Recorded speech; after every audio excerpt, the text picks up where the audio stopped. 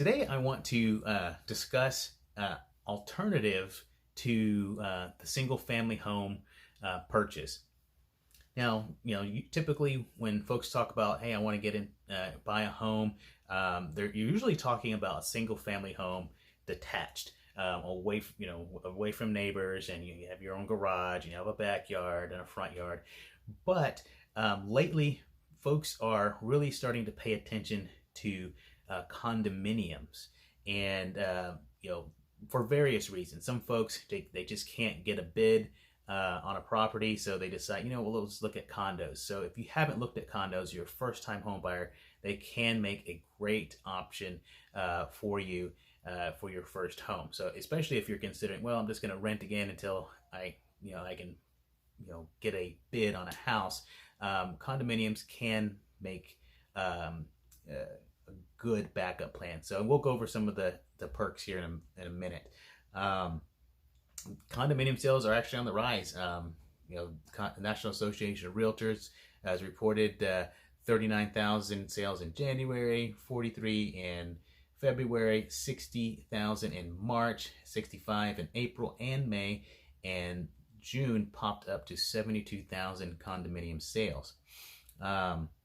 So whether you are a first-time buyer, you're getting up there in age, you do a lot of traveling, you're not an outdoors person, you don't really need a backyard or a front yard for that matter, condominium sales could be the best option for you at this point. So another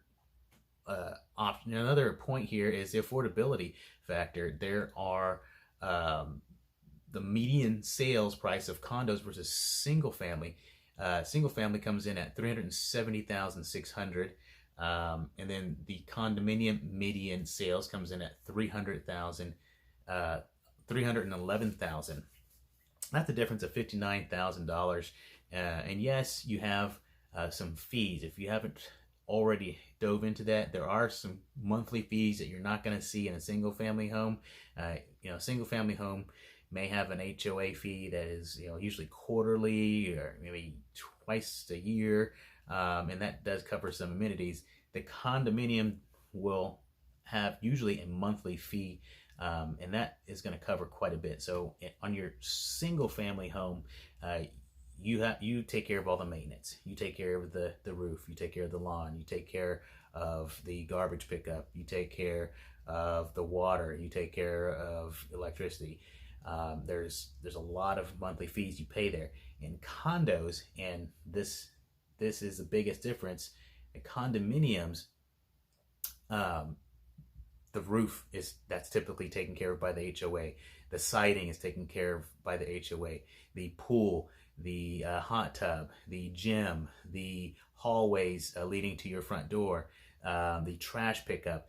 Some even have water, electricity, and if it's not completely paid for by the HOA, it may be that you are paying a commercial rate, which is much lower for your utilities in a condominium. So keep those in mind. Keep that in mind. Those are, to me, the biggest differences, other than the proximity to your neighbors.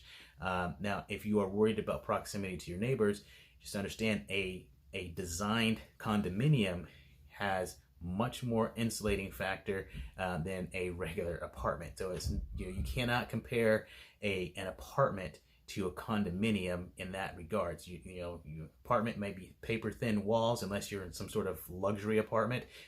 So you can really compare a condominium as a luxury apartment, if you will. It's going to have better insulation, so you're not going to hear what you're going to hear in an apartment complex. Okay, and then of course the amenities, which again are covered by the HOA fee.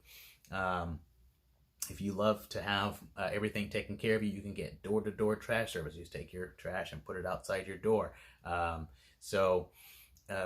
Condominiums, they typically get left out of the conversation until it's too late. So if you are coming up on your lease expiration and you've been searching, you might want to consider putting condominiums on the list, at least checking them out. Could be a good option. And then really the last point is you're still building equity. So I can't hammer that down enough. Monthly payments to an apartment complex versus monthly payments to a condominium.